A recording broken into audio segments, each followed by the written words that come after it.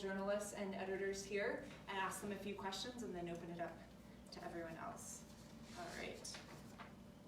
So, see if I can go in order here. Casey Nielsen is an associate editor and writer at Rhode Island Monthly magazine. Her feature writing has garnered awards from City and Regional Magazine Association, the Rhode Island Press Association, and Rhode Island for Community and Justice. Next to her, Alan Rosenberg has been a reporter and editor at the Providence Journal for 41 years, currently serving as the paper's executive editor. He attended Northwestern University School for Journalism and interned at the Herald-Dispatch in Huntington, West Virginia, and the Detroit Free Press before joining the Journal in January of 1978. So he's served as a Providence police reporter, as the City Hall reporter. He's been parts of teams that have covered big social news. For several years, he and his wife reviewed restaurants in the Journal. He still writes monthly audiobook columns, as well as a weekly column that serves as a letter to the paper's readers. And then next we have Emily Olson. She's the editor of Motif magazine and has been since 2013. Prior to working for Motif, Emily was the co-owner of Solidus Editorial Solutions, a Boston-based content marketing company. She worked as an editor for an educational research company and a newswire and has done freelance writing and editing for many different publications. And then Janine Leisman, down there on the right, is senior digital editor-producer at the Newport Daily News and NewportRI.com. From 2005 through April 2018, she served as editor of the weekly Newport Mercury, published by the Newport Daily News, after spending a decade as the Daily News Newport City Hall reporter.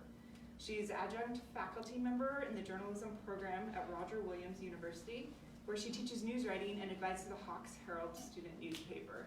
She's also going to be teaching a podcasting class at RWU. She's a contributed writer to the New England Psychologist, and she's working on a book project you can ask about later. That's a lot. A lot going on there. All right, Philip Isle at the end there is a freelance journalist, an adjunct college lecturer based in Providence. This is his hometown. As a journalist, he served as news editor and staff writer at the alt-weekly newspaper, the Providence Phoenix. Some of you might remember that paper. It closed in 2014. He's since contributed to Vice, The Atlantic, Men's Health, Columbia Journalism Review, Boston Magazine, and Rhode Island Monthly, among other publications. As a teacher, he's taught creative writing, journalism, literature classes at Brown University, UMass Dartmouth, and the Rhode Island School of Design, and he holds an MFA in nonfiction writing from Columbia University's School of the Arts. So, a very illustrious panel with a lot to offer here. So, you'll have a chance to ask them your questions. I have a few joining here to start out. I just thought we could maybe go down the line here just initially. You can tell us a little bit more about yourself and maybe the publication that you're currently working for or the current project you're working on. And maybe what that publication's voice and style is. You could describe it a little bit, or what your voice and style is. So, Casey, you want to start? Sure. So I've worked at Rhode Island Monthly for about 8 years now, starting off as a copy editor and moving up to associate editor. And feature writing is a huge passion of mine, but so is working with contributing writers, and we have a few folks who write monthly columns for us who I edit specifically. But the tone of the magazine, it ranges, from personal essays by Ann Hood, which are some of my favorites, to issues pieces, which tend to be a focus of mine. And sometimes you'll get some great food coverage, a cover package with something that's a little bit more in depth, right next to it. So it really runs the gamut. And long form, in addition to short form pieces in the front of the book, we're looking for it all. And a lot of our writing comes from a freelance base. So I'm loving talking to you right now, hoping to get some new writers and so we, the tone tends to be kind of fun, but the stories that I write tend to be a little bit more serious. So, except for this year. So this year isn't a good marker for that. I'm writing photo essays and personal essays, but in addition to that, more serious stories about, people with disabilities or diversity issues, crime, things like that. So there's a lot going on in the magazine, and we welcome all ideas and all nonfiction ideas. We have a few people who have written for us here as well. So please, if you have pitches, email me. I love it. Great, thank you. Alan, do you want to? Sure. So besides the nice things that have already been said, I taught at Emerson College arts and entertainment writing for adult learners, as well as at Rhode Island College, journalism skills to public relations majors, which was an interesting combination. The Providence Journal has also, I would say, a number of different voices. On our news pages, we tend to be very straightforward and very, here are the facts, but we also publish personal essays on our commentary pages, as well as political writing on our commentary pages. We publish arts and entertainment and food criticism, and some of that writing can be very critical indeed, if you've ever read Channing Gray. So we try not to be stuffy in our writing. As a writer myself, I try to write the way I talk, which I always find to be the best advice I can ever give anybody about writing. And I try to be authentic and to not bull with people. We also do publish a variety of writers, and we also welcome pitches from writers. We do have a large permanent staff, so you may find that the idea you have is something we've already done or that we're planning to do or that falls squarely on somebody's beat. But at the same time, we recently had a story by a group of Brown University students about some dinners for wealthy students and children of privilege that was outside the ordinary. That came to us from a freelancer. We have other kind of meaty, interesting stories from freelancers, so they don't have to go to her.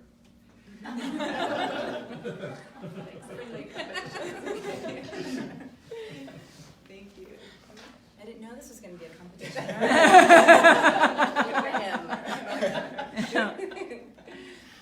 So I've been Motif's editor for 8 years since our current publisher took it over.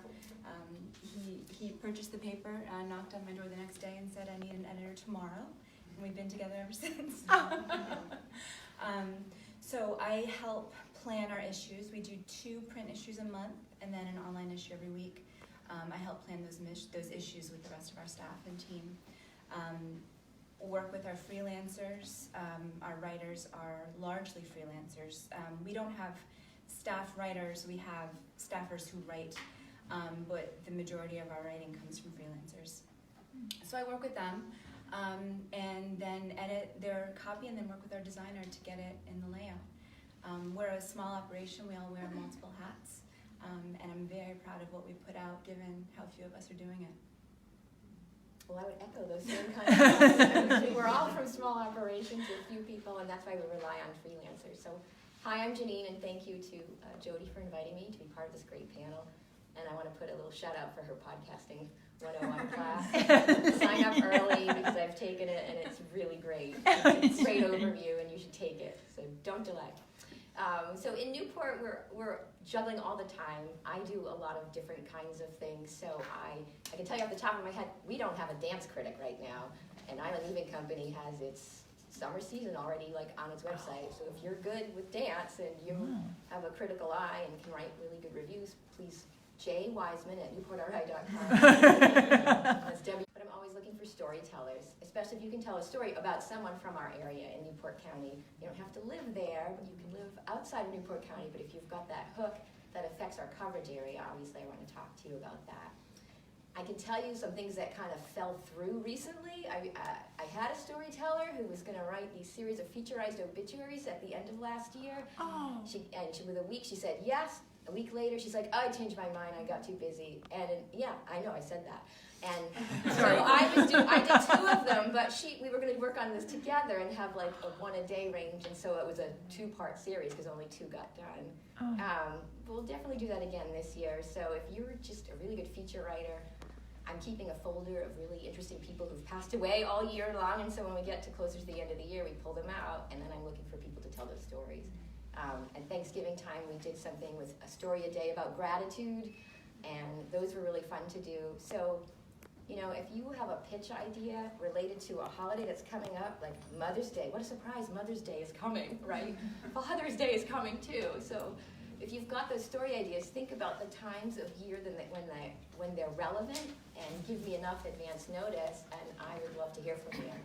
So we're open to everything, and please keep us in mind for things that you're good at. I'm just looking for curious people who have, as Alan said, that authentic voice, meaty and interesting stories. First up, thanks for having me. My name is Phil Isle. I'm on this panel as somebody who's been on both sides of the freelancing equation. I've been a freelancer, and I've also been an editor, taking pitches from freelancers, so I can kind of carry those two mindsets with me. I was thinking before this panel how long I've been freelancing, and I've been doing this on and off since 2008. This is my hometown. The first time I was ever paid for a piece of writing happened here in Rhode Island, which was a magical moment for me in the fall of 2008 at the Providence Phoenix, where I later became the editor. The dubious distinction of the editor who kind of went down with the ship in 2014. I wrote the final feature for the paper, the obituary for the paper. We were lucky in that some all weeklies closed before they could put out a farewell issue, and we had advance notice of a week where we could at least do that. So it's been about 5 years now since that paper closed, and I split my time these days between freelancing and also adjunct teaching at the schools. Mentioned mostly at RISD, but this semester I'm teaching feature writing at Brown. And it's been a bit of a rough and tumble 5 years freelancing, but I can share some of those stories. I've worked for 3.5 publications that have closed. One recently closed the print operations, they're staying online. But I've kind of found a bit of a comfort zone, as much as you can have, writing for a few different publications that are all related to things I'm interested in, but are very different. One is a Jewish publication, The Forward. It's a national publication. Another is Rhode Island Monthly, a local glossy monthly magazine. Another is the Columbia Journalism Review, which covers the industry of journalism. Another is Vice, particularly their their health website, Tonic.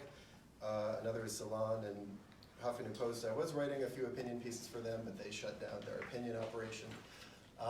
So I'll try not to be too bleak today. I mean, if we're going to be honest, I don't think anybody should sugarcoat what's going on right now. And it's a really, really difficult industry and landscape. And I'm happy to talk about that. And also to talk about the joys of freelancing. I think I can speak to both. Great, thank you all. And we already have some great invitations for freelancing. If there's any other specific story ideas that you're looking for, anyone can voice that. I know we have a few. And then also, how can a freelancer know whether their story matches the publication? What's the best way to kind of figure out which story goes, what story they should pitch to which publication? They can read the magazine. But yeah, that's important to do. It is. But I'm not sure writers always do that. No, and knowing the placement of the story as well. So most, with the journal, you'll see different sections, and even in Rhode Island Monthly, there are departments. So it's incredibly important to know the voice and the tone prior to pitching, as well as where your story would exist. Another good tip would be to Google the subject that you're writing about and make sure it hasn't been already written. We do get pitches from people who say, I'd like to cover X for you, and we have to say, we wrote that 3 weeks ago, thanks anyway. So do your research, do your homework. Another thing I would add, which sounds obvious, but if you've been an editor, you know it isn't, is to have an idea in the first place. One of the biggest turnoffs as an editor is when somebody approaches you in person, via phone, via email, and just says, hey, I want to write for you. And then it stops there. Has that ever worked in the history of journalism? But people do it, and sometimes they're so bold as to say, hey, can I have a column? And then they send you a poem. Right. So when I tell people about pitching, yes, familiarity with the publication is key, knowing what they cover and the shapes and sizes that they cover it, but also just having an idea. And one way of thinking about pitching is to envision, you want to make the editor's job as easy as possible, because all editors are overworked and stressed and thinking about many things. And the perfect pitch is the one that perfectly anticipates the next thing that publication wants to publish that hasn't been published yet. That, to me, is kind of what you're trying to do with the pitch. And to do that, you need to know the publication really well. Excellent, great. Well, while we're talking about querying, what makes a good query or pitch letter, what's some of the things that work for you as editors? What do you like seeing coming into your inbox? I like seeing specifics, proof that you know the paper, you understand what we write about. For example, we don't try to compete with the dailies on news, but if there's something that's happening in the news that you can connect to something larger in our state, you know, those are the things that I'm interested in. And I'm sure, like everyone else on the panel, I'm juggling a million things, and I try to be respectful of how intimidating it probably is to send those pitch emails. If I don't respond right away, it's not a rejection. It means that I'm working on an issue and planning an event and juggling 10 other things. Send it to me again. Because it's really just a matter of timing, and I won't feel as though you're being pushy. That's really helpful for me. Just to drill down on that more specifically, I tend to wait a week before following up, and then like 2 days, I feel like 2 days is enough time to follow up. You don't want to do it later in the day, but I, as a freelancer, do not take silence as a no. I want somebody to tell me no, but I also don't want to like be a pain in the neck, and I find like a week, and then a few days, and then a few days is like a reasonable time to follow up. Yeah. Email is the best way. Surface mail, I don't have the time to type something out and get an envelope. It's just too much. And the phone takes way more time to talk to people than I. Please don't call and ask, did I get your email? Please. Don't call and leave a voicemail, because I won't listen to it right away either. But please use the subject line in your emails. Yes. Because I can't tell you how many times it's happened to me where I remember getting an interesting pitch, but I was really busy. Yeah. And then a few days goes by, and all these emails are on top of that email now. And then I'll do a search because I can't remember your name because maybe we haven't met. And then maybe the subject line was like, nothing, or something that doesn't have a word in it that you were pitching. I'll remember that you pitched a story about this thing, and I was going to go back and look at it. And when I'm searching the thing, nothing comes up, and I can't find you in my inbox. So that actually has happened to me, where I was interested in someone's pitch, but then I lost it. If you haven't written for us before, please include a resume and a link to some clips so we can judge whether this great idea is something you're likely to actually be able to pull off. And I think specifics to when you're pitching, so I really enjoy a bulleted format that includes a working title, a word count, and a little description of what you'll be writing about in the first place, as well as some ideas on who you'll be using as sources. So for like feature length, we're looking for at least 6 sources, you know, hopefully more, and having those names ready, or at least having an idea of who you'll be reaching out to is, you know, it just, again, like Phil said, it makes our job so easy. One thing that was drilled into me when I was a freelancer at the Phoenix by my editor, David Scharfenberg, and I'm forever grateful, is he was always asking me, why are we telling this story now? That question is going to need to be in the piece. If it's any form of journalism, it can't really, I mean, occasionally you'll have stories that kind of float around in time, but even then, you're going to want some argument for why the story is being told now, and you really want to anticipate that question in your pitch as well. There are plenty of good ideas that just aren't timely, and one thing I really drill into my students is the timeliness. You want to anticipate that question in your pitch. Why now? Why now? We can talk maybe later in the panel of various ways to do that. Anniversaries, you mentioned holidays, but that really ought to be in there. Also spell my name right, please. Spell everything right, please. Use punctuation. Yeah. Especially your own name. I have seen that. So we are going to open it up to questions from the audience. I just have a few more. You mentioned, Alan, including clips or a resume. Is it necessary for a writer to have a portfolio before they're able to write for you, or what's the best way to maybe begin building that portfolio and gathering those clips in order to get to a place where you'll, you know, really take the pitch seriously? For us, yeah, we're looking for people who have some demonstrated ability to write. I mean, it doesn't have to be professional clips, although those are the best. They could be from a college paper. They could be from some sort of academic writing, although academic writing tends to be academic and not the kind of the style of writing that we're looking for. So how do you get started when you're trying to start? You can also, people write in journals. People write, it doesn't have to be published writing if it comes from a place of writing about something interesting. But the more professional it is, the better it's going to be. Along those same lines, you should expect to get some serious and heavy editing from us. And you should expect, but you can't take that personally. If you're the sort of person who feels like I have finished this piece and now it is perfect and I'm sending it out into the world, you're probably going to be disappointed, at least in coming to us, because we have several layers of editing that we're going to put it through. We're going to want you to meet with the photo editor and the online people to work out parts of those kinds of parts. But we're also going to ask you a lot of questions and try to shore up what we see as weak spots. If you take that personally, it's not going to work well. Just to jump off that, I think one thing I wish somebody had told me when I began freelancing in terms of emotional expectations, and this may be a bit of a tough love approach, but rejection is the norm in freelancing. And as a freelancer, you need to try to develop this almost impossible emotional balance of not taking it personally when you're rejected, which again is most of the time, and I would always, any idea you have, don't get wedded to one publication, have a plan B, C, D, and E as potential homes for that publication.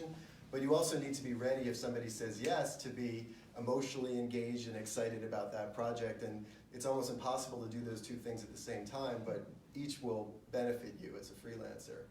But certainly if you are devastated by a rejection or a non-response, try to get over that as soon as you can. And remember, it's not about you necessarily, and there's no greater feeling than selling a story when it's been previously rejected.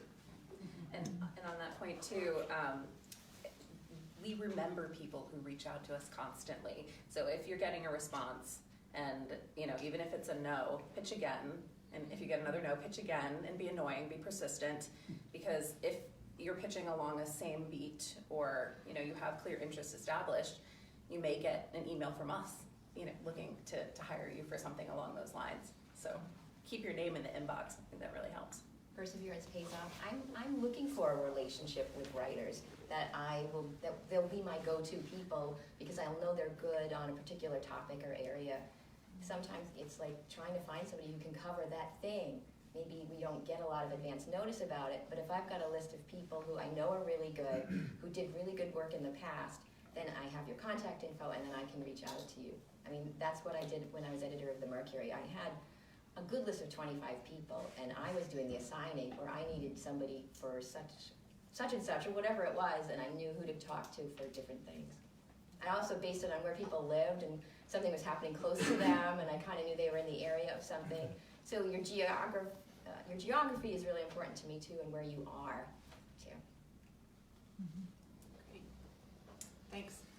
So then let's get into that editorial process. Once a pitch is accepted at your publication, what does that look like? Is there going to be a tight deadline possibly? How long before they would see it in print? Do they get a byline? What does that look like when you're working as a writer with an editor? I guess I'll start with that one. That's probably different everywhere. With new writers, we don't, unless there's a real tie to a time of the year or an event or something like that, we usually allow the timeline to ramble a little bit just to see, how quickly, particular freelancer works. If they're great with deadlines, if they're horrible with deadlines, which is never good on the first try. The editing process, once you submit a draft, we will work together for the most part. Different editors work differently, but personally, there will be a line editing process, a fact-checking process.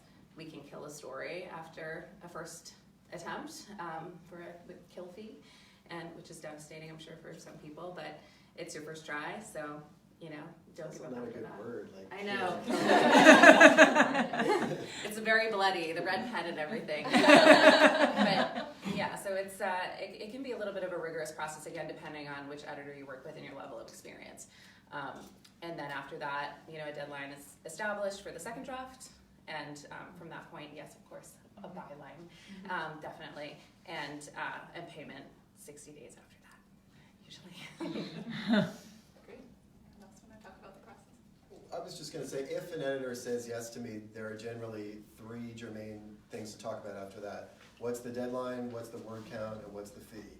And if the editor is uncomfortable answering any of those questions, that's not a good sign, because you're completely within your rights, especially about the fee, to ask about any of those things. Those are industry standard things. When is this due? How long do you want it to be? What's the fee? And 2 of those things are on you to hold up your end of the bargain, the deadline and the word count. I'm a total hypocrite as I say this, but you want to hand things in on time, and you want to, I'm a hypocrite again, you want to hand things in around the word count. So that's what you want to go for. And maybe if you get that relationship going, you can establish a bit more, of grace around some of those things, but you certainly want to start out hitting those. Yes, because I'll give a fake deadline, and Now we all know. But that's okay. You have to meet the fake deadline. I'm giving you the fake deadline because I don't know how much time it's going to take for me in the back and forth. So, like, if that first round of edits is like, wow, they really got all these facts wrong, we're going to have a really short relationship, I mean, I'm going to be doing the fact checking, but if you said Axl Rose from Guns N' Roses and you didn't Google Axl and spell Axl right, I'm going to be like, this person doesn't check their proper nouns, and you just need to know it's AXL. You have to know that. Don't write AXEL and think I'm going to have a long-term relationship with you. So, because that actually happened once. It sounds like it. So I'll see right away how thorough you are and how dedicated you are and what commitment you have to the work and to accuracy, and we'll get off on a good start if that happens, and we'll get to round 2. So yeah. With us, it really depends what kind of a story we're talking about. Sometimes a freelancer will pitch, we had a freelancer pitch, the grandson of the Dominican dictator Trujillo is coming to town, and I'd like to cover his appearance and write about it. So that was a pretty quick turnaround because it happened, we wanted to get the story in. With the Brown students that we worked with, that was more like 2 or 3 months of drafts and discussions back and forth. Sometimes we are dealing with people strictly by email. Sometimes we want to deal with people in person. It depends on the kind of story. And this has to do with timing, and maybe Rhode Island Monthly can speak to this, but I assume freelancers should also be thinking about whether they're pitching to a weekly or monthly when it comes to Or stories. daily. Or daily. Absolutely, yeah. We work 2 months in advance at Rhode Island Monthly, and that's not pitching, that's production. So, a pitch should really come 6 months in advance unless it's completely evergreen and it can go anywhere. So that, the timing is super So you're looking for Halloween pitches right now? We probably won't even publish anything Halloween related, but so Yeah. the fall, your fall issues. But again, we love stories that are timely. So kind of again to those issues like what why is this important in this moment? But it's not necessarily tied to an event or a season because we have a calendar of events that covers that. We want something a little bit meatier, usually for our feature writing. Mm-hmm. We have different kinds of deadlines depending on the different sections that people might be writing for. We try to plan the daily several weeks out, but honestly, in the morning we do see what's happening and go and cover it. But we also have, in our arts coverage, for instance, they are looking 4, 5, 6 weeks out. Hey, the Newport Jazz Festival is coming. What are we going to do about that? This event is coming. What are we going to do about that? So if there is something, especially arts and entertainment related, that you want to pitch, you want to get that in just 6 or 8 weeks early is good. Because you also want to get yours in ahead of the other people who might also be pitching on the same event. And there can be competition for some of these stories. The food section does use freelancers, and again, some of this is related to holidays. So you want to let the food editor know well in advance because she's thinking about how am I going to cover that it's Easter is coming? What am I doing this year for Passover? What am I, all the different holidays?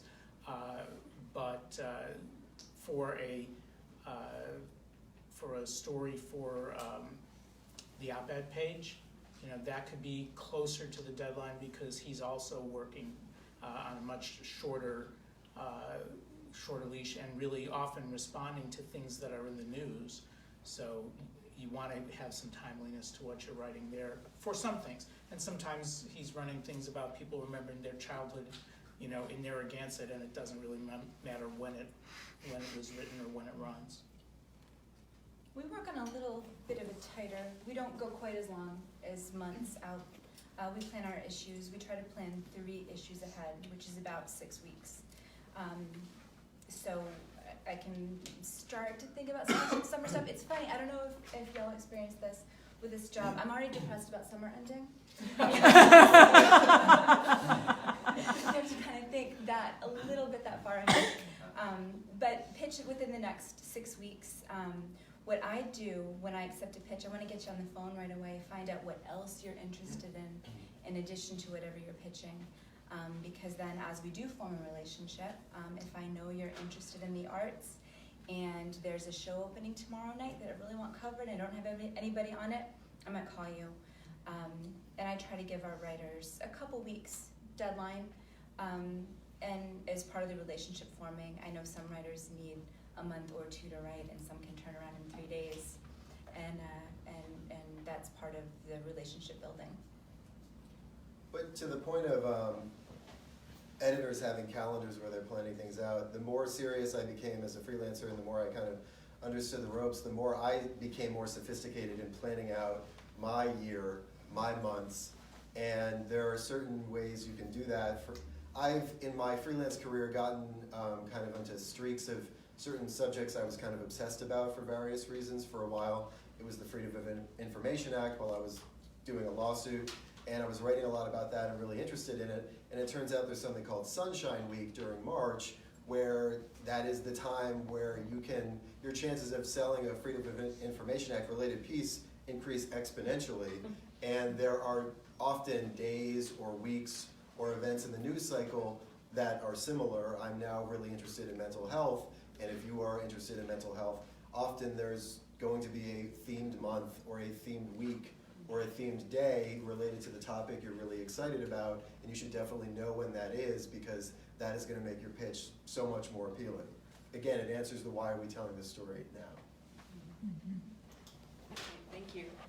So I do want to touch on, it's come up already a bit, the subject of pay, whether or not your publications pay freelancers. I know journalism has changed quite a bit, and that's why we're talking about freelancing rather than maybe staff positions. But if you have any also just general advice for freelancers on pay, is it okay to take a commission that doesn't pay, to build your portfolio, how to follow up with an editor if you're not getting paid, anything around the issue of pay for freelancers? I mean, I have a lot to say, but I don't want to dominate. Do you want me to go? Yeah. You get to lead. The guy who has been written about in Patch saying local freelancer demands pay from WPRO, that was me. Thank goodness for Mark Shieldrip, who spotted an angry Facebook post I wrote and turned it into a story. I mean, we could go straight to talking about mental health from here, but so where to start with pay? Well, I'm going to share something that I've shared previously with Lindsay, which is, along the expectations thing. Let's start there. Do not, I repeat, do not get into freelancing writing to make money. Sorry. No, it is funny. You will save yourself a lot of grief, and there are perhaps exceptions to this, and Rhode Island Monthly pays quite well. But generally speaking, do not turn to this to make money.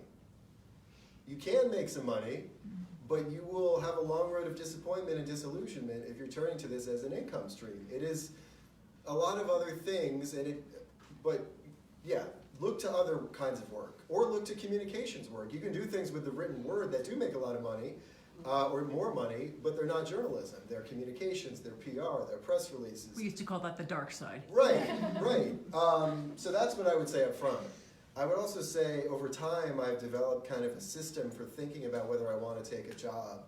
And there are, according to me, 5 different factors you might consider. And you should have this conversation with yourself. Don't let somebody else say, you'll get good exposure. Anybody who says that to you, you should be wary of. But you can have this conversation with yourself about whether you want to take a job. And those 5 factors for me are, how much does it pay, which is self-explanatory. 2, is this prestigious? I've had outlets I've written for that will never ever come off my biography until the day I die because I love them there and they didn't pay that much, but it was really valuable to me to have written for them once because I can forever say I've written for them. 3, experience. Is this going to give me some experience doing something that I can then use going forward? I've never written an op-ed. Is this going to give me a chance to do that? I've never written a profile. So when you're pitching going forward, you can say, I've done this, and that's really valuable. The 4th is exposure. Is this going to put me in front of a lot of eyeballs? There are certain publications I write for that don't pay that much, but they have literally millions of social media followers, and that is valuable to me. And the last one, which perhaps shouldn't be last, but is this going to feed your soul? Is this really emotionally meaningful to you? Do you find a lot of purpose in this assignment? Will you find great satisfaction? Will this... So for instance, I've interviewed heroes of mine for publications that didn't pay, and I don't regret that because it was really wonderful for me to get to interview A.O. Scott, the film critic at the New York Times, for a blog that didn't pay because I simply wanted to meet him and I got to meet him and it went in print. So there are a lot of things to think about other than other than money, that you should have that conversation with yourself, but be wary of people who try to sell you on those things because don't let them do that. You may decide that you love some topic so much, and obviously this has happened to you, and then you can use that subject to do another story on it that you sell and actually make some money on some other news outlet. And I, several years ago, had the experience where I didn't pay very well, but I did this piece about gun legislation and public policies regarding mental health, and I don't want to get into the weeds of it. It was for a specialty provider publication, and I was able to turn that around when the Journal of the American Medical Association did a piece about a new research study about, something about that. And I was able to pitch a national website that was into guns and gun policy, and they took 2 days to get back to me. And after one day, I thought, oh, they don't care. And then they said, oh, we missed this. Can you do this for us? And it was a tight turnaround, and it ended up being a really good experience. And I was so happy about the fact that I was willing to just do it because we just slogged through something that was so dry and stuff, and it turned into something valuable later. I will say, so half of everything you make as a freelancer is going to pay your taxes and your overhead, right?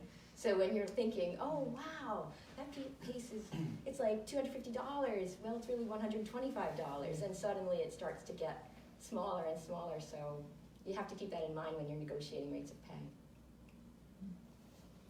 I think too, if you haven't been published before, reaching out, especially to online organizations that you respect, and offering to do something on spec is valuable because I know, and I don't want to get in trouble for saying this, is what I did when I was first starting out. So that online organization no longer exists, but I got to write about things that were interesting to me, and I worked with an editor, and that felt like an education in itself that I should have been paying for. It was someone who I still respect to this day and still speak with.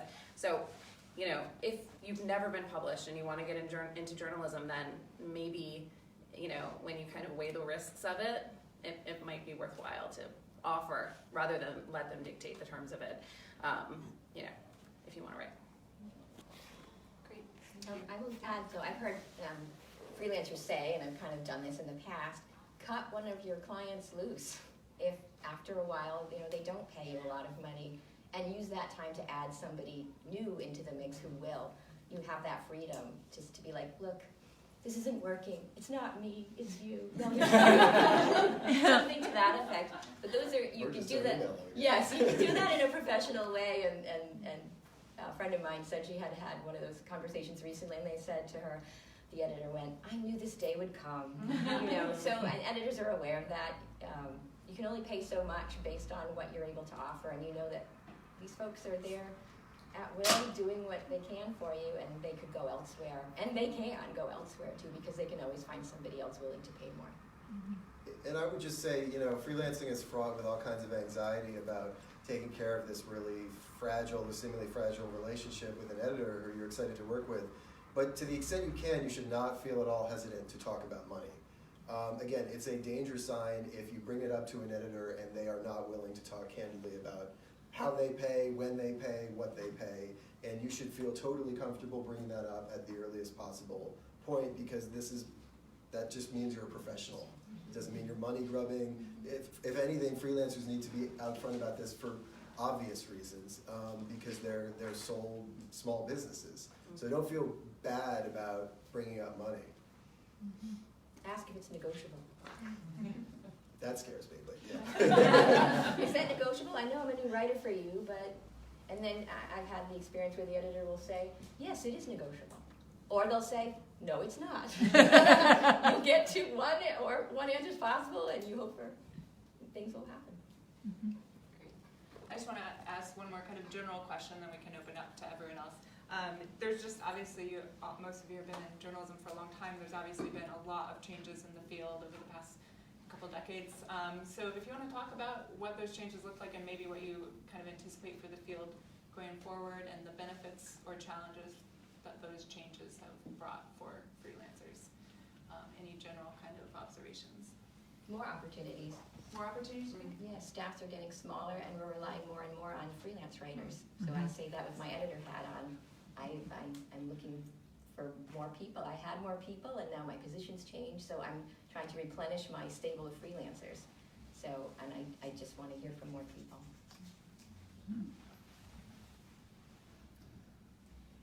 Other thoughts? I know you haven't, Phil. Yeah, that was, Phil has a thought. there are challenges everywhere you turn. I mean, yeah, there are more doors in, but I mean, after that first byline buzz weighs off, how much is that foot in the door paying?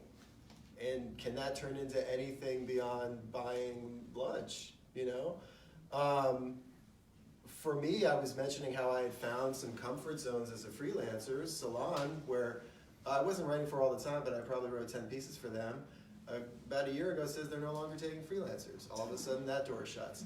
The Forward, which is a 121-year-old publication, started in print in the last few years, has had all kinds of iterations to a magazine. They just closed their printer operations, and the editor I work with is staying on for some amount of time, and he still wants stories I write, but that isn't looking so promising. Elsewhere, I'm sad to say I had an editor I absolutely loved at the Columbia Journalism Review, my favorite editor I'd ever worked with. He left, and I have a new editor, and things aren't so rosy with that editor. It's pretty much perils everywhere you turn, I hate to say. There are so many joys in doing this work. I love this. I wouldn't have put up with any of this bullshit if I didn't enjoy it so much. But it's really hard, and we can talk also about how isolating it can be. This is a wonderful experience to all come together and to share stories. And as a freelancer, if you take this seriously, you really need to consciously and proactively make time to find other people, because you'll go crazy or you'll get depressed. And so that's something to think about as well. It is a hard time, and while we are constantly looking for stories from freelancers, we're also even more conscious than we ever were of every dollar that we spend. We do pay.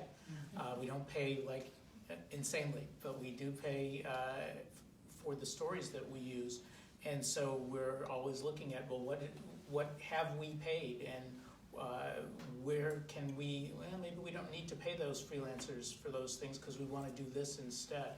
So the pot of money doesn't get bigger, even if the needs get bigger, and it's a challenging time.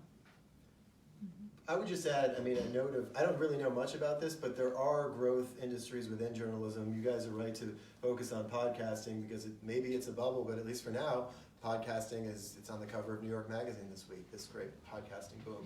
So maybe there are areas of bigger pots of money. I don't know that much about them because I don't podcast, but keep your ear to the ground about the skills you could learn to increase your own chances of success. That's That's a great point. I know podcasting doesn't have a paywall right now, but so people are monetizing through sponsorship and crowdfunding. So it's still one of those areas, but I think you're right that it is growing and that might change in the near future. Yeah. All right. Well, thank you for your responses to my questions. I want to open it up because I'm sure you all out there have some questions as well or comments. I know Jim had one. Do you want to go ahead, Jim? Back to an earlier subject, and Show the room here. Ask your question, sorry. maybe it's not germane to what I've done so far, which is mostly commentary work. I'm trying to do a little longer format, but it's anathema to saying the same story out to multiple publications. That's a no-no. But what happens if you don't hear back from the editor that you sent the article to in a certain amount of time and you've poked at them? Is there a certain time frame when you say, okay, I'm going to send it to another magazine? What's Talking about simultaneous. Yes, I mean, you shouldn't send submissions? the same submission to several venues. That's a no-no. It's anathema. Is that a no-no? You don't expect? You mean the same pitch or the same submission? Same submission. Pitch. One at a time? Well, I don't want to buy the same thing that Casey's buying. Yeah. Right, So right. yes. So you send one at a time and you bug the person that you sent it to politely, Are you nicely. talking about pitches or the No, actual? no, a submittal. Yeah, so you're talking about the actual piece, Right. totally different. And you don't hear back from the person. Is there a time frame where you can say, okay, I'm not hearing back from them at all? Because some editors are in this era of stripped down staffs, some editors are too busy to respond to everything they receive. So it's I think understandable. you could just send them a last email that says, Last final one. hey, I haven't heard from you, I get it if you're not interested, if I don't hear from you by, tomorrow, I'm gonna feel free to send it to other papers or other publications. That's the last thing you wanna do is bruise the relationship. They see something in another venue and they say, oh, I had that on my shelf. So just, you send one last notification that. Well, you can't wait forever. I think this goes back, I mean, I generally Cause you speaking, said just, A, B, C, D. well, just to explain the principle a bit, I do think that's a sound one. I've never had this happen because I generally don't pitch places simultaneously, but in the event that two places were to be interested in the same piece that you pitch simultaneously, it would put you in a very difficult position of having to tell one no, one that would almost certainly bruise or break the relationship with that editor. Right. So that's the reason why you don't want to pitch simultaneously. At the same time, it comes back to remembering your own worth as a professional. And to me, you set a date in your mind that is defensible. For me, it would be about a week, depending on the urgency of the piece. For if somebody ends up getting back to you after you've already pitched it somewhere else, you can say, I'm sorry, so-and-so, I waited a week. And if they're a reasonable human being, they'll say, I get it. So coming up with a date in your mind, probably after following up once, which showed you followed up, and then feeling free, not feeling any guilt, saying, I waited a week. If they come back to me, it's totally reasonable for me to explain why I went somewhere else. I don't even think you need to send you could, but. Yeah, I think if you had a long relationship with a specific editor, maybe Alan's point is say, hey, Sure. hey, on this one, I might have another place for it, do you mind? Yeah. Maybe that's the best. I think. Yeah, I saw Cecil back there. I just have two questions. I know when I used to teach journalism, you were starting to say you have to have multimedia skills. Do you need multimedia skills as a freelancer? It's helpful. If you can provide video, if you can provide audio, that's helpful. Especially on a bigger piece. For something that's just a routine phone interview with the actor who's coming to town, you don't need multimedia skills for that. But what we're really looking for is the story itself. And we do have people who can complement it with photos and audio and video if that's not your thing, if we like the story. If you're looking for a staff position, I will say I'd give you a different answer. For a staff position, we do want somebody with audio skills, video skills. We'd like you to be able to speak Spanish would be a good thing too. But for one freelance piece, that's not a requirement for us. And my second question is related to it. What about underserved populations? What about them? I mean, what's your question? So NABJ and things like that. So what are the trends for those types of freelancers? Opportunities for Sure, and I'll tell you a quick story. So we heard from this young man who wanted to recover Trujillo's grandson coming to Providence. And we said, okay, that sounds really interesting. We happened to have an opening. 2 weeks later, he was on staff. That doesn't happen often. But he could write, and he was smart, and he could speak Spanish. And he had some good clips. And we thought, here is an opportunity for us. So this fellow who approached us with that story has been on staff now for almost a year, Kevin Andrade. So yes, there are definitely opportunities. And of course, we don't have openings all the time. We don't have any right now. But we're certainly looking for stories that help us reflect the multiple communities that make up the larger community, and stories that come to us from people of color, people of different gender backgrounds, people of various kinds who are not the mainstream so-called. We're absolutely open to those pitches. We want to tell those stories. I will say that I had hired a freelancer to do a piece and then found out after the fact that she spoke Spanish. And it was like, oh my God, you're worth even more. It was like this added bonus that I didn't know it. And I gave her a Q&A assignment because of that. And then she turned it in. And I was like, can you point out that you conducted this in Spanish? Because she did. And I was like, I wanted that in the introduction to the interview. And she didn't even think to point it out and put it in her story. But that's just an added skill that you have. It makes you more valuable. On your other question about multimedia skills, if I'm looking for a writer to do a piece, it's not that I care if you can take pictures or that you can take video, but if you know what a JPEG is, or you know where to get the picture of the person you wrote about, then that maybe is part of your pitch that you send me, or you tell me where, you can even send me a link to where I would get the high-res publicity promo photo of so-and-so, and it just makes my job easier, and it makes me like you more, because it's just one less step I have to worry about. So we're always thinking about what's the image that goes with the story that you're writing. And if I see that it has a great photo, oh, I'm going to elevate that story higher on my priority list. So none of you have, like New York Times has podcasts? We have podcasts. We do too. Do you have podcasts? Yes. We have a podcasting studio over at 75 Fountain Street, as a matter of fact. We don't, but I hope we will soon. You can share tips. Yes. Then I move to Judy, your question.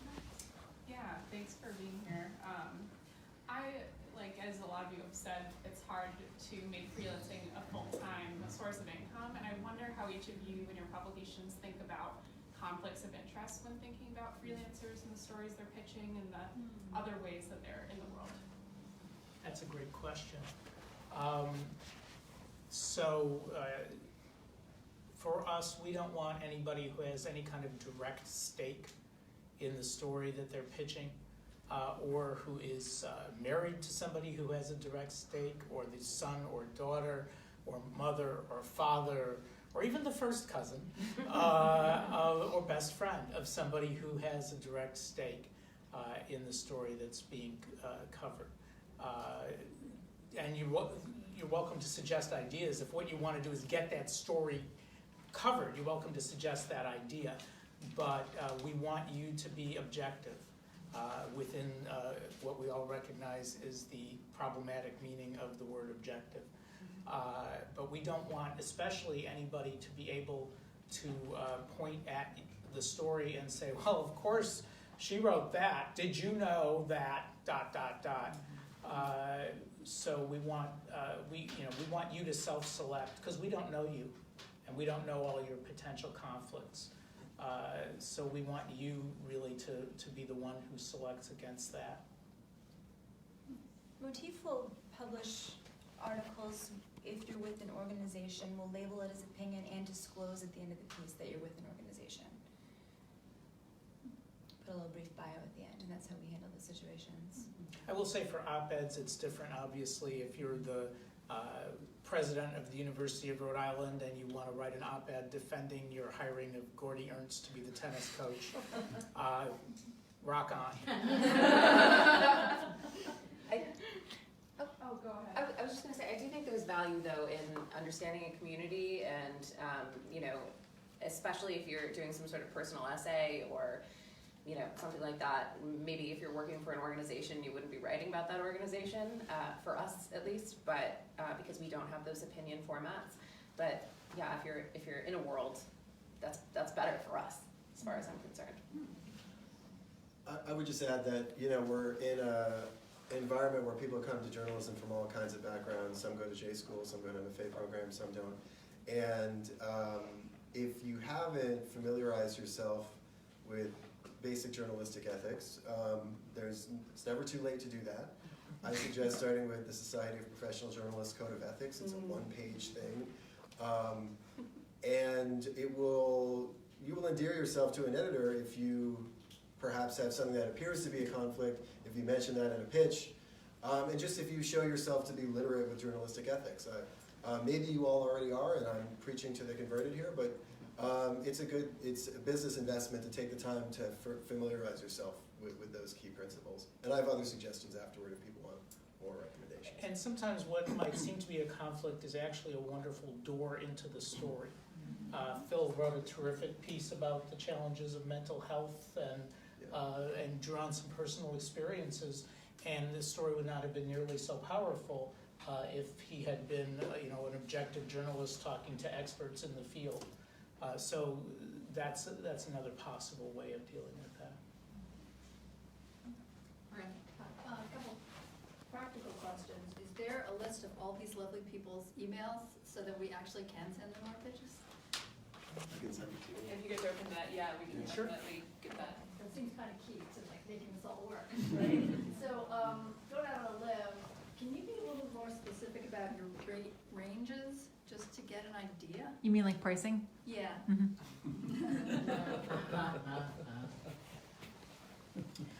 Sure, I'll go first, I guess. Since somebody has to. You know, it depends. Sometimes you'll get 50 cents a word, sometimes you'll get $1 a word. If it's a really intense topic, there might be more in it. Negotiation is always possible. And again, we take short form pieces, so we'll take, you know, 300 word pieces for the front of the book. Photography rates are completely different, and I don't understand them. But yeah, so we are. I think we're competitive in those rates. We don't pay by the word. We pay by the piece. Generally, for an opinion piece or a phone interview where all you have to do is pick up the phone and talk to someone, then write it. We pay about $50 for a piece where you're going someplace, whether that's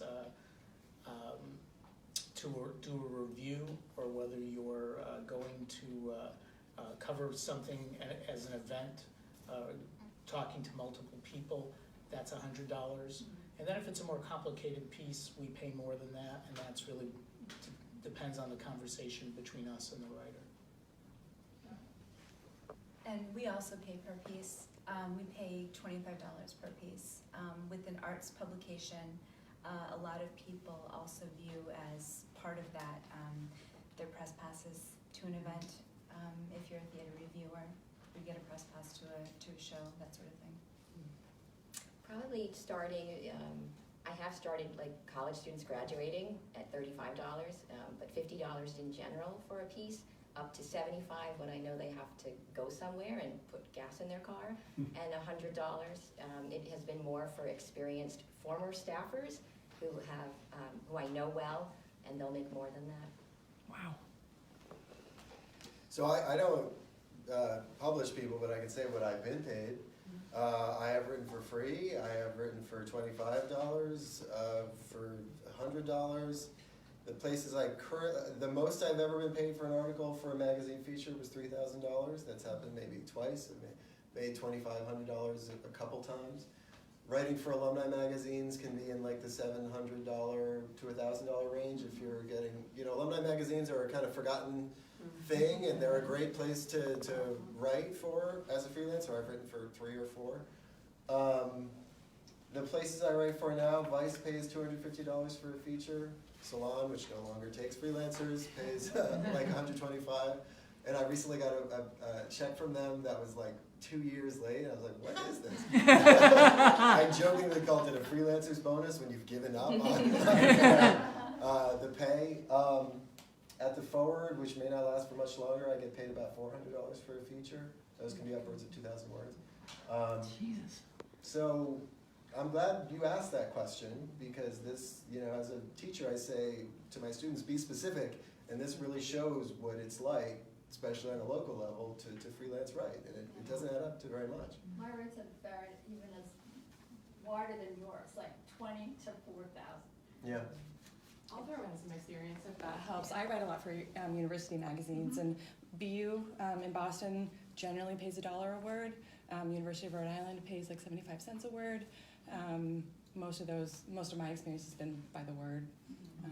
$1 a word I think is pretty standard across magazine with a decent readership. Right. And I just want to say, for the record, how extremely problematic this whole situation is, because it's so exclusive.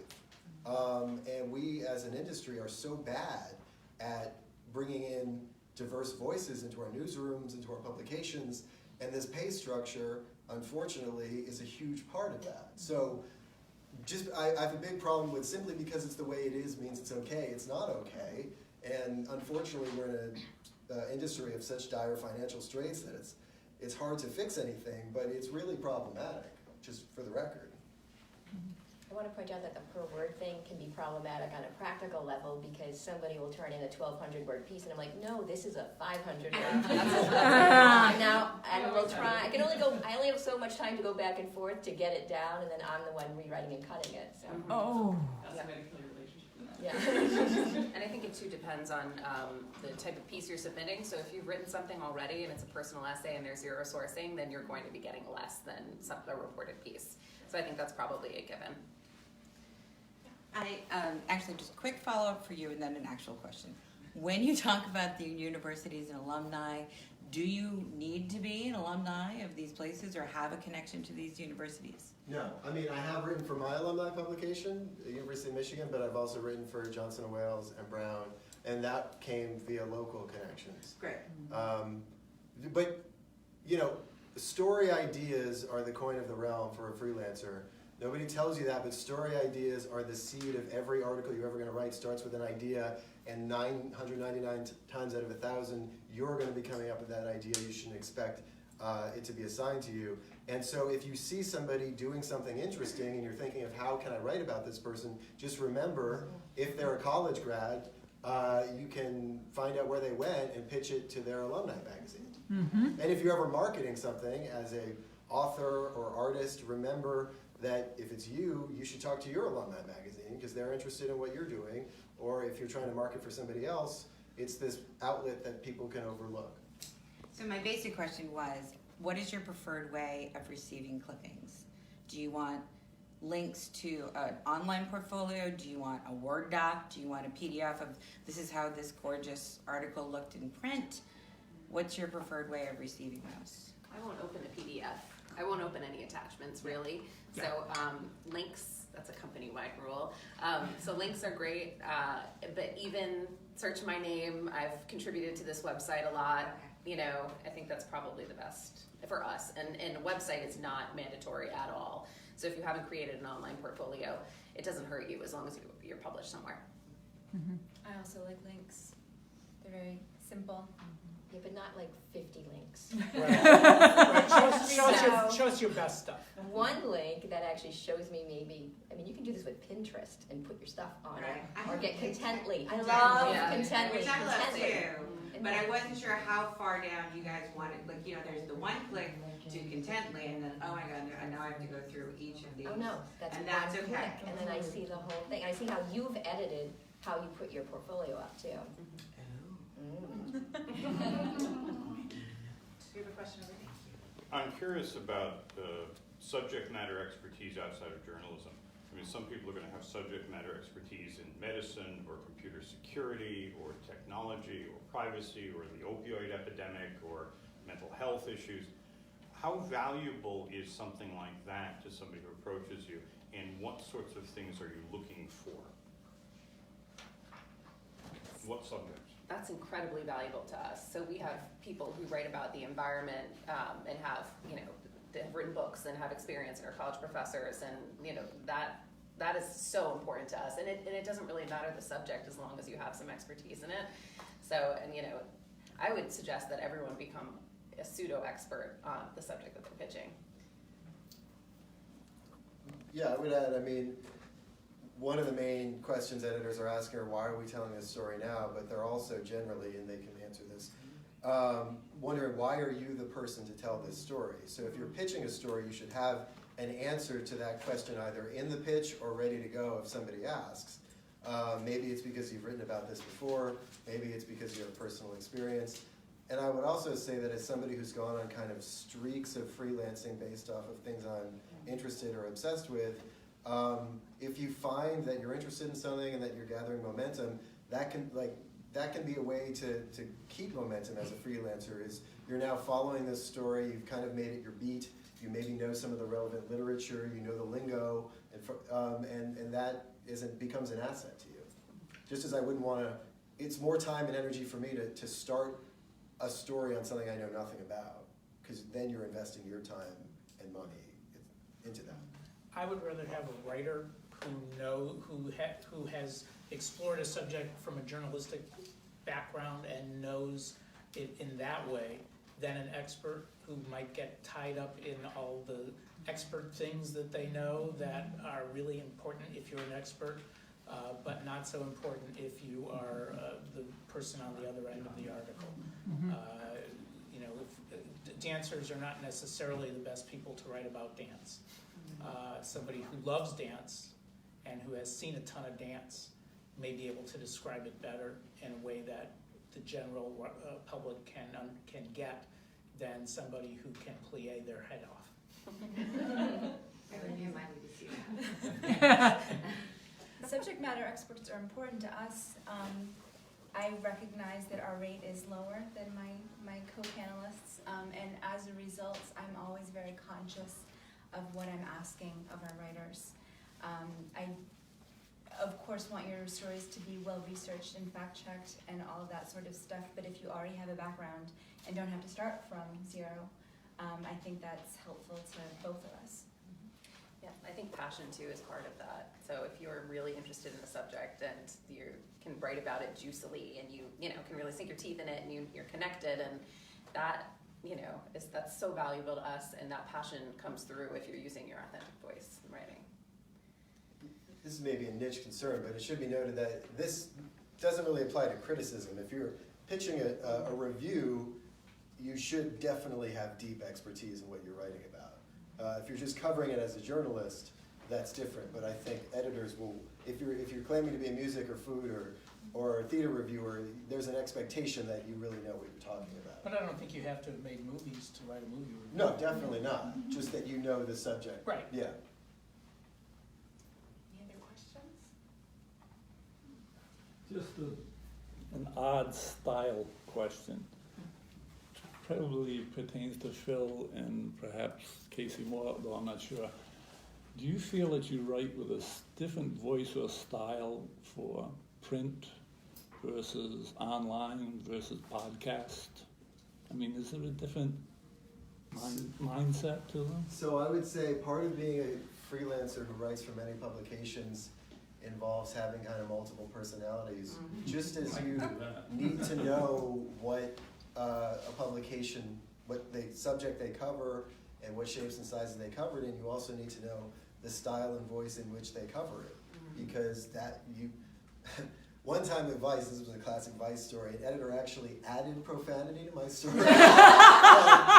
So to give you an idea of their house voice, I wasn't profane enough. I doubt you've ever done that at the bottom of the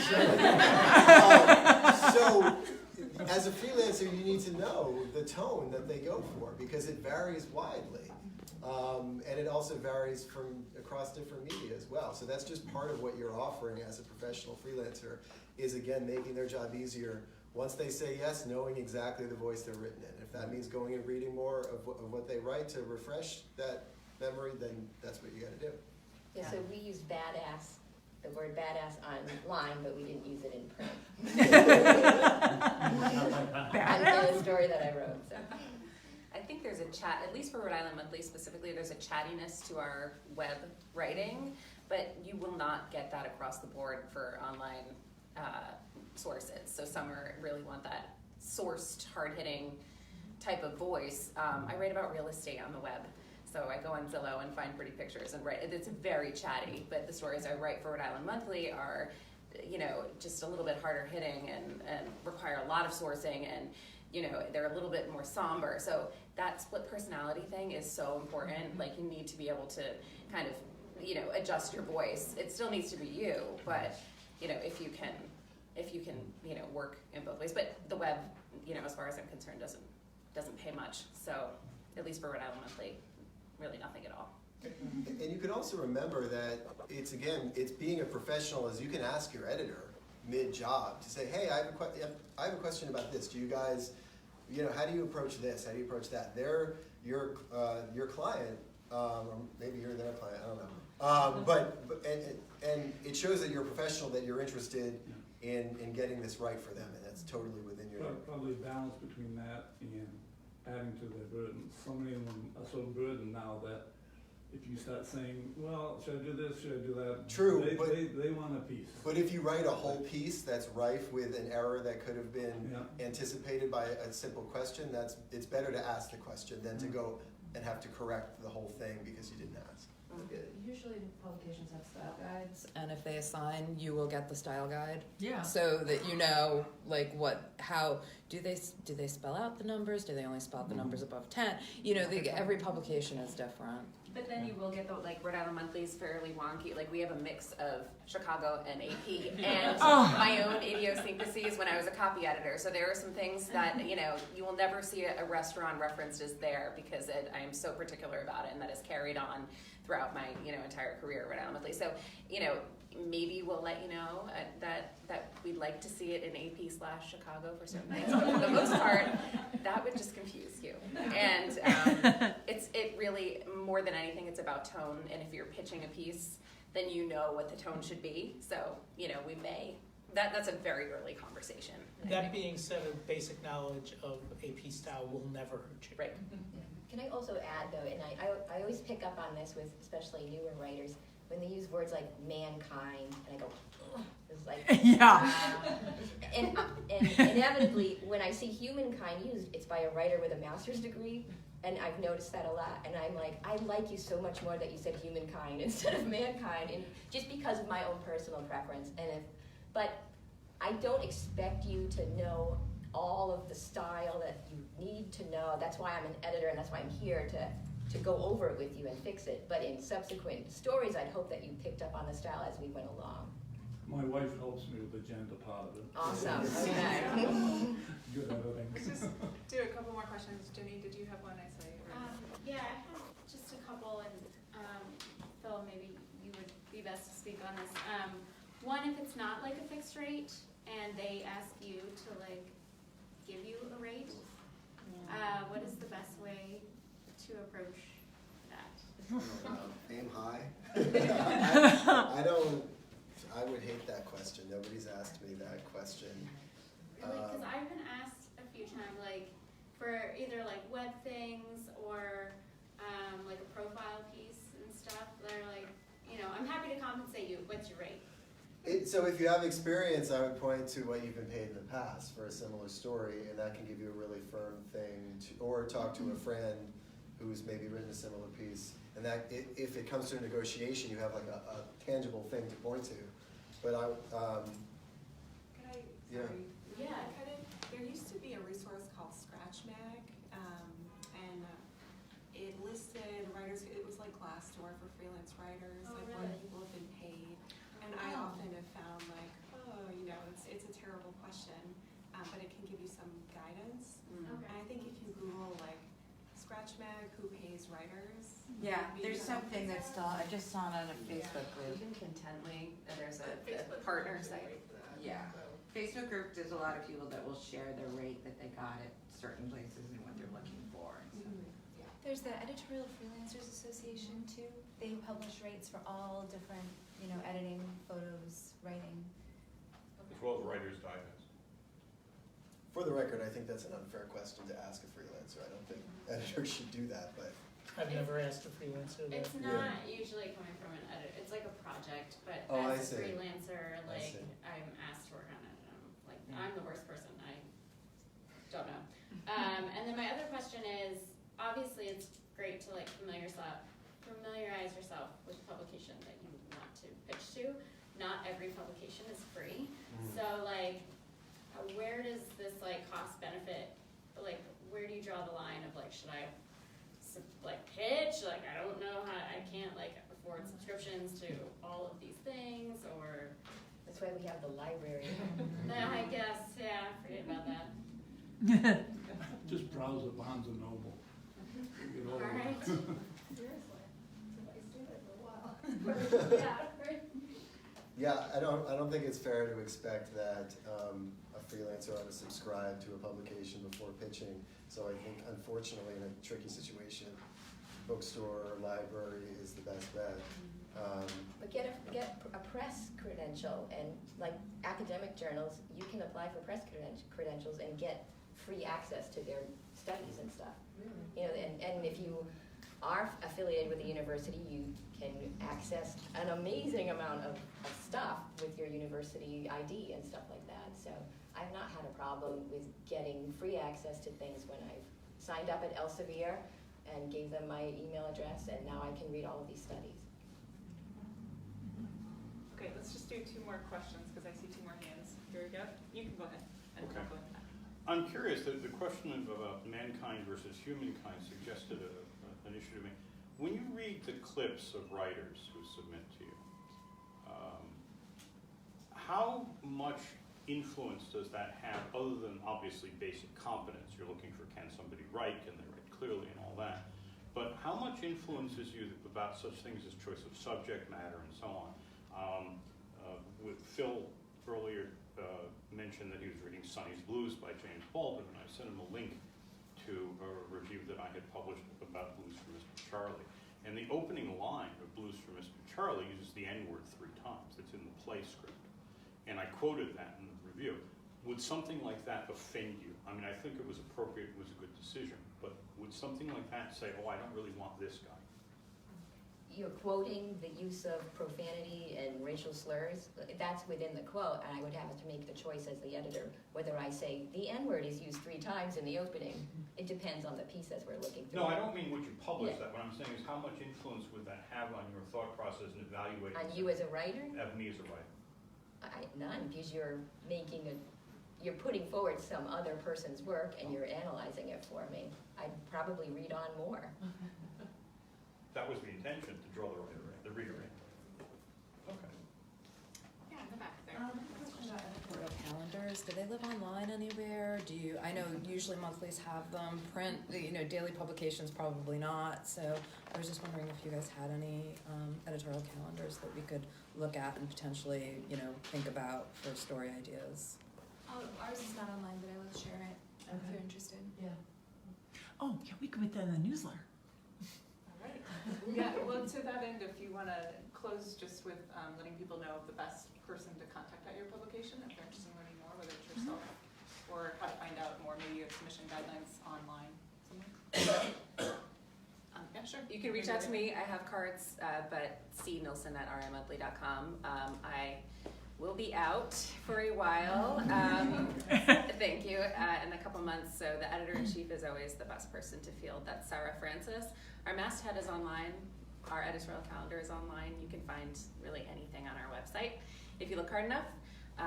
But yeah, an email to Sarah would be great too. Our masthead is also online, but you can contact me, Alan Rosenberg, that's A. Rosenberg with an ERG, at providencejournal.com. Mike McDermott, our managing editor, makes most of the freelance assignments for us. He's McDermott with no T's at providencejournal.com. And if you do have an op-ed you want to submit, you can send it to letters at providencejournal.com. It's the same address as for letters to the editor. We don't have an editorial calendar that lives anywhere. Anyone can see it because it's constantly changing. But the best advice I can give you really is if there's a holiday coming up, we probably want to write about it. If there's something opening, we might want to write about it. If summer's coming, we're going to do a summer guide. If fall's coming, we're going to do a fall guide. So it's mostly common sense. I'm the best person to contact at Motif. There's an email address that's in the front of the book, news@motifri.com, which I do check. A couple other people check it too. My personal address is eaomotif@gmail. And you can contact me for arts coverage, for general storytelling, for general coverage, jwiseman@newportri.com. If you like to write about sports, then you can contact Scott Barrett, so he's sbarrett@newportri.com. You can also contact our editor, Will Richmond, at wrichmond@newportri.com. They're all on the masthead online. Photography, we also can hear from you too, all of us, so please contact us. I don't publish anything, but you can contact me nonetheless. I'm Googleable, but philip.edward.isle, EIL@gmail.com, Philip with one L. You can find me on Twitter and Facebook. Highly worth following on Twitter. Thank you. I would just add, we weren't asked to give closing remarks, but I wanted to say something really quickly, which is, I've been a little bleak here, and I don't mean to dissuade people from freelancing. I mean this seriously. Freelancing can be one of the most thrilling and rewarding and exciting things you can do as a writer, and I've had so much fun doing it. And I could tell you stories about how moved I've been or how excited I've been to publish things. I just think it's really important, given how many difficulties and obstacles there are, logistical, financial, mental health-wise, to go in with clear expectations of what you're getting into. And I think that will ensure your best emotional, psychological success as a freelancer. I don't think there's any way to guarantee financial success. That's what I'd say. Thank you, and thank you all for being here. And to Phil's point, it's great to be connected and to see other faces, people who are doing similar things to you, and to feel part of a community. So thank you all for being here. Let's thank our panel.